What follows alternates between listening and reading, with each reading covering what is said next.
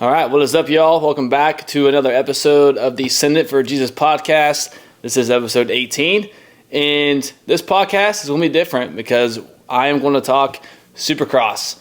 Supercross season just started, and so I'm going to discuss Supercross.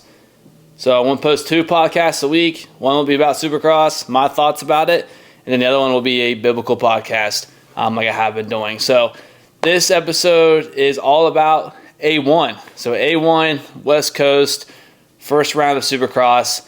I always say that the best time of year is when Supercross starts, and I'm excited. I mean, this is the beginning of a 31-round race series, Supercross, Outdoors, SMX, and super excited to see how it all unfolds. I think, I personally believe that if everybody stays healthy this season, especially in the 450 class, this might be the best racing that we've seen in a while. I mean, especially in the 450 class, so many top dogs, and then right now they're all healthy. And I think if they all stay healthy, this will be one of the best years of racing that we've seen in a while. So I'm excited. I thought A1 was great. Kind of, the usual A1, a lot of chaos, a lot of hype, and, we saw a lot of things that were very interesting.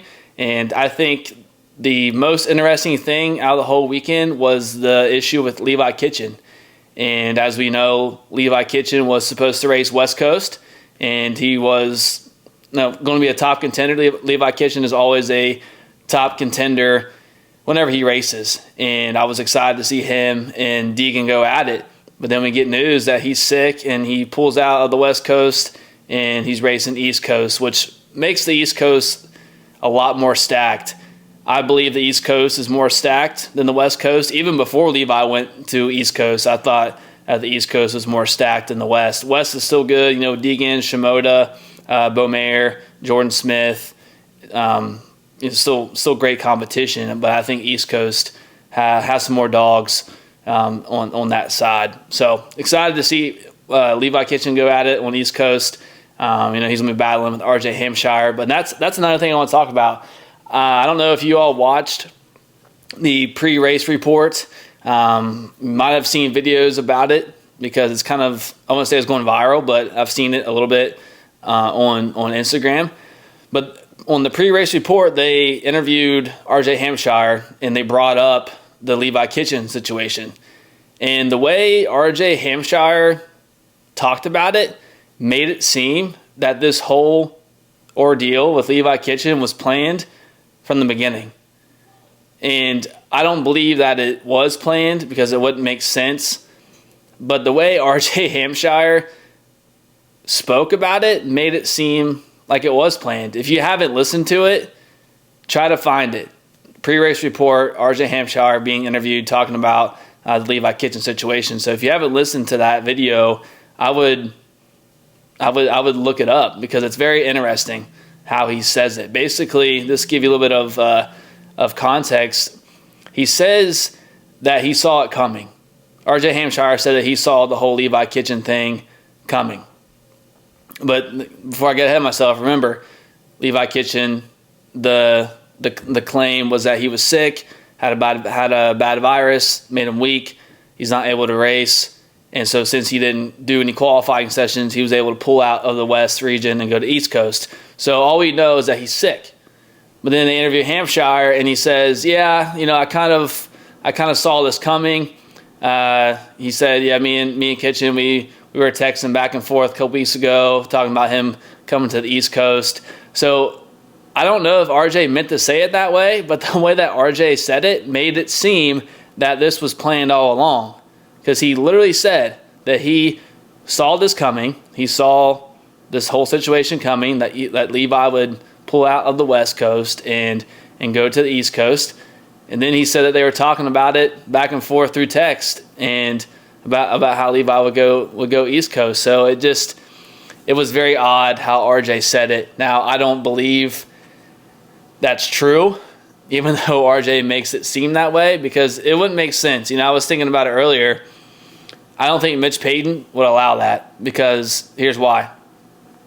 Levi Kitchen was, he's a title contender, was the top dog for PC in the West Coast, because West Coast was supposed to have Levi and they have Garrett Marchbanks. And so 2 riders on the West Coast, Levi and Marchbanks, and Levi was the top dog. He was the top contender for a championship, and especially within the PC race team. And so now I just don't see how Mitch would be like, yeah, this was planned. I just don't see how he would allow that, how he would allow Levi to do that, because now that leaves only one rider for PC to race West Coast, and it's Marchbanks. And no disrespect to Marchbanks, but he's not a title contender. I mean, he's won 1 race out of the handful of years that he's been racing pro in the 250 class. And so it's no disrespect to him. He might get on the podium every now and then, but he's not a title contender. So I just don't see how Mitch would allow that, how he would allow this whole thing to be planned out, that Levi is saying he's racing East, act like he's racing West, and then all of a sudden switch up, go East. Then that leaves PC with just 1 rider, and that 1 rider not really even being a title contender. So I just don't see this whole planning of this, happening to be legit. I do believe that Kitchen is sick and has a virus, and I hate that, because I was really looking forward to seeing him race West Coast, especially with Deegan and Shimoda and those guys. And I hope Levi gets better, and I hope he is at full health when East Coast starts here next month. But yeah, it's just interesting how Hampshire said what he said. So I would go look that up, because it's interesting. Like, once you hear RJ say what he said, you might think how I'm thinking, but yeah, it's just interesting. But it's all good. Hopefully Levi is getting healthy day by day, so that he's full 100% ready to go for East Coast, because I think he'll still even be a title contender for the East Coast. But now on to Hayden Deegan, since we're talking about 250 class. I thought he'd win, seeing what the qualifying, how he rode in qualifying. I know he was a P2 in qualifying, but Mayer grabbed the top spot, but he was on it. And I think Deegan, if he would have gotten a great start, he probably would have won. But I mean, it was impressive what he did. It's his own fault. He got a bad start. He claimed it, and the charge from last to 5th was good. He's definitely in a lot better of a position than last year. Last year, first round East Coast at Detroit, there was a domino effect in the first turn, and Deegan was caught up in it and finished like 16th. So definitely in a lot better position than he was last year. It's first round. But, like I said, he got a bad start. That's on him. But I think he's going to click off some wins starting next weekend in San Diego. And I think he's going to click off wins. If he gets good starts, I think in every round that Hayden races, if he's in the lead, first lap, second lap, third lap, then he's gone. He'll win if he keeps it on 2 wheels. I just don't really see anybody on his level. I know we haven't really seen too much out of him in Supercross like we have in outdoors and SMX, but just seeing what he's been doing at the test track, knowing his mentality, I think if he gets great starts every round from here on out, that he's going to win majority of the races, even in the East-West showdowns, which I'm excited for those. There's 3 of them this year. Normally we only get about 2, but there's 3 this year. So I'm excited to see those boys go at it. But I honestly would love to see the 250 class just go to a full series. I think it would just produce – I don't know if it would produce better racing, but it would be sick, in my opinion, to see the 250 guys race like the 450 guys, where they don't split it up, where it's just one series. No East, no West, just one series. But let me know your thoughts on that. I know there's some talk – I've heard some other talk about that, how the 250s should just do one series, and that's it. But definitely would take away from the privateers, because with it being split up, it allows more privateers in the 250 class to race and to make it into the night show.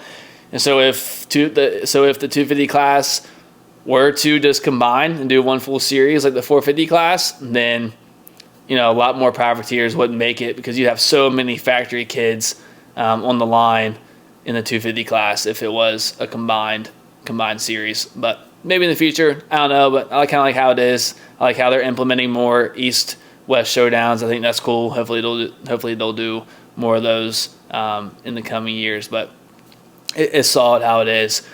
But yeah, I'm stoked for Jo Shimoda. I feel like that win was a long time coming. He's been struggling.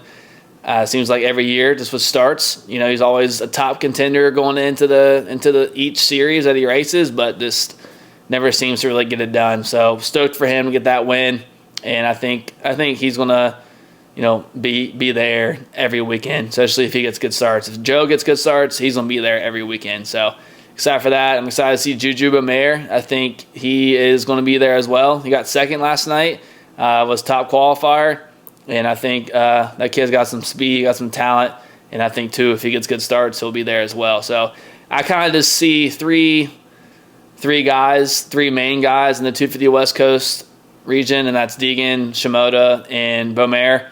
I think Smith will be how Smith always is.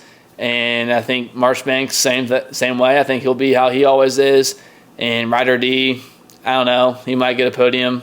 But other than that, I just see really Joe, Bamair, and Deegan kind of running with this series for the 250 West Coast class. So 450s, that was eventful. 450 class is so sick this year. So many top guys, and they're all healthy. And it's just crazy the level those guys are at and how many great guys there are. Like, probably at least the top 8 dudes could win like that, and it's crazy to say that, but it's cool. And we get a healthy Tomac. This might be Tomac's last year. I hope it's not, because he'll be missed for sure. I love watching Tomac ride, especially outdoors. Dude is insane on a bike. But we got a full healthy Tomac, and top qualifier yesterday in both qualifying sessions, and then had a great start, got into the lead, and then unfortunately crashed. And I hate that happened. I do believe that Tomac would have won that race if he wouldn't have crashed. And here's why I say that, because he was on it all day, top qualifier in both sessions. And when you look at when Tomac was in the lead, there was Prado and Anderson in between Tomac and Sexton. So Tomac was in first, then it was Prado, Anderson, and then Sexton. So there was a gap between Tomac and Sexton. And I think Tomac would have put in some hot laps to really separate himself. And I think it took a couple laps, maybe a few laps, for Sexton to finally get around Prado and Anderson. And so with that, being the case, it was last night. It did take a few laps for Sexton to get around those guys. But I think if Tomac wouldn't have crashed, that he would have put in sprint laps, and then also with Prado and Anderson kind of holding up Sexton, it would allow Tomac to get even further out into the lead. And just with the way that Tomac was riding all day, I think he would have built himself a nice gap before Sexton moved into second, and then kind of would have stayed Tomac 1, Sexton 2. I think Sexton would have closed the gap, but I think Tomac would have had a good enough gap before Sexton got into second for Tomac to win the race. But definitely, I was so gutted when Tomac wrecked. Like, my heart just went to my stomach when Tomac went down. I wanted to see him win that race, especially with what he's been through with that Achilles injury. And, that was definitely a bummer. But he had a great charge to come back, cleared 5th. That's good. So he's in a good spot. I think all Tomac needs is a good start. If Tomac gets a good start, watch out, because he could win. And I think he's going to win more than twice. I think Tomac will win 4 times. I think Tomac will win 4 times this year. And I think he's healthy. It's his last year, so the pressure's kind of off. With this being Tomac's last year potentially, there's really no pressure to perform, because he's not really riding for the future. He's not he's not riding to hopefully get good results so that he stays on star for next year or whatever it is. Like, the pressure's kind of off. He's won so much. He's accomplished so much in the sport. Pressure's off. And I think we'll see a lot more of a relaxed Tomac, and I think we'll see Tomac how we know Tomac, and that's beast mode. The Tomac that that we love. I think we'll see that all year if he stays healthy. So definitely excited to see him back full health. And then the Lawrence brothers, I definitely expected more out of them, especially Jett. I don't really know what was up with Jett. He got a bad start, clipped that tough block, and then he went down, I think first lap, maybe second lap in the sand section. But he just never really moved up. Tomac went from last to fifth pretty quick. Jett just stayed kind of just complacent. He was in 16th for a while. Then he was in 14th for a while and then finished 12th. And, I kind of expected Jett to move up as quick as Tomac did.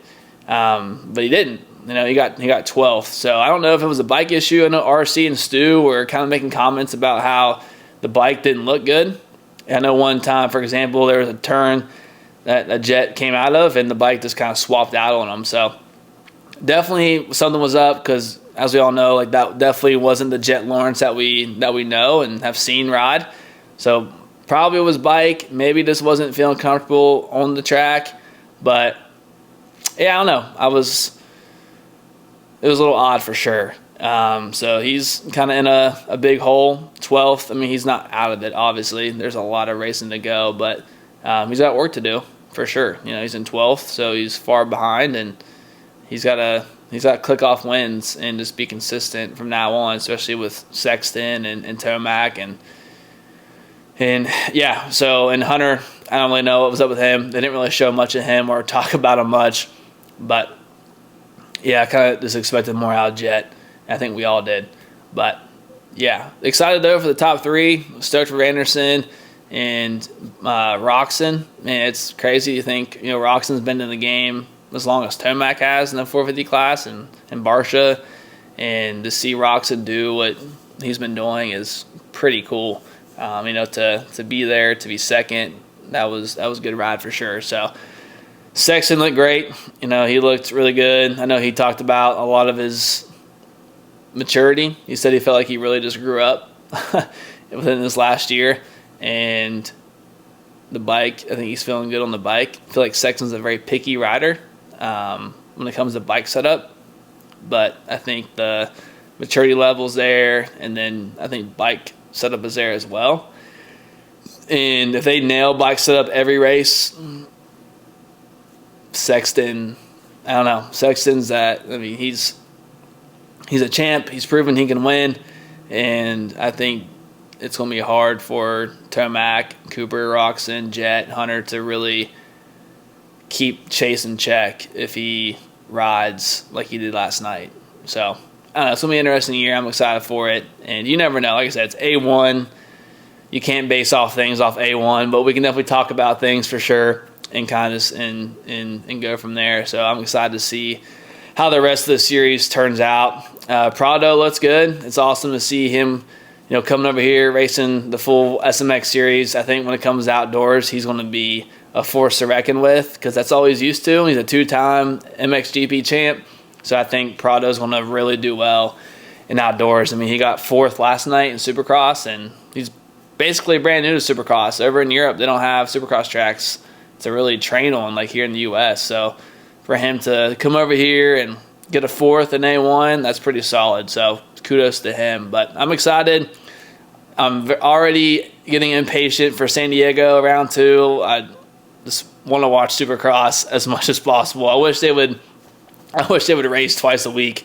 They did that back in COVID year. They raced twice a week. I wish they would do that again just because I just love watching Supercross. But it's got to wait a handful more days to watch San Diego, but it should be good. I think Jett is going to come out strong in San Diego with the 12th place finish at Anaheim. I think Hayden will come out strong with the 5th in A1. So, yeah, I think San Diego will really – I know A1 sets the tone, but I think rounds 2 and 3 set the tone even more because A1 is kind of just like a chaotic mess.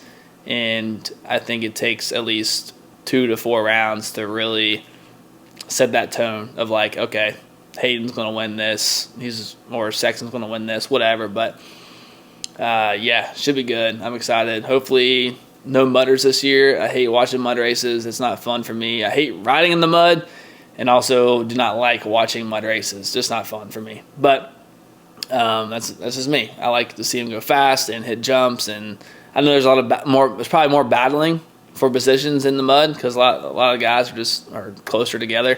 But yeah, hopefully no mudders this year. But I'm sure there'll probably be at least 2. But yeah, overall, I'm stoked. I'm excited to see how this Supercross year unfolds. My predictions for the title for the 450 class, I don't know. I want to say Tomac. You know what? I'm going to say Tomac for the championship. Probably a big stretch there, but I'm going Tomac.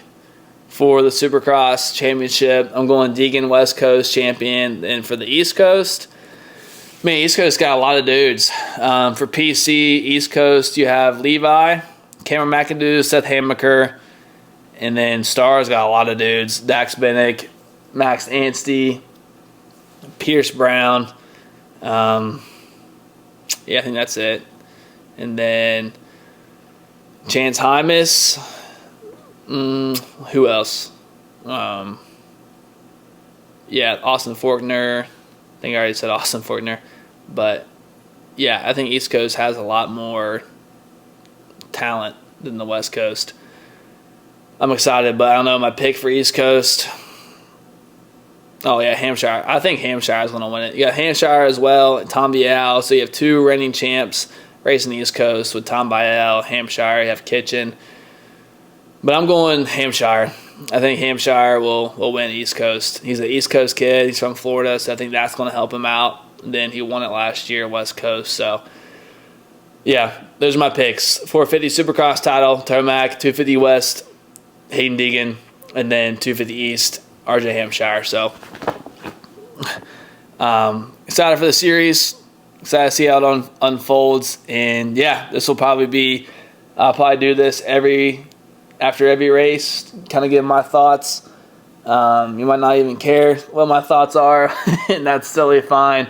I just want to produce some cool content for you guys and kind of just give you my thoughts and my perspective on how the Supercross series is going and who I think will do well and win the title and just kind of some interesting things that happen in the sport. So thanks for tuning in. This is episode 18. My thoughts on Anaheim 1. See y'all later.